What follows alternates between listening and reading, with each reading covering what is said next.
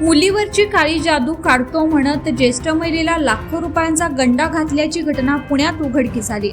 बंधुबाबाने ज्येष्ठ महिलेला तब्बल 29 लाख रुपयांचा गंडा घातल्याचं समोर आले। पोलिसांनी दिलेल्या माहितीनुसार पुण्यातील बालेवाडी परिसरात राहत असलेल्या एका ज्येष्ठ महिलेला डिसेंबर महिन्यात एका अनोळखी व्यक्तीने फोन केला। त्यावेळी या व्यक्तीने तुमच्या घरावर दोष असल्याचं सांगितलं। त्या बंधुबाबाने संबंधित महिलेला तुमच्या घरावर वास्तू दोष आहेत, तसेच तुमच्या मुलीमधील दोष काढून देतो अशी खोटी बतावणी केली।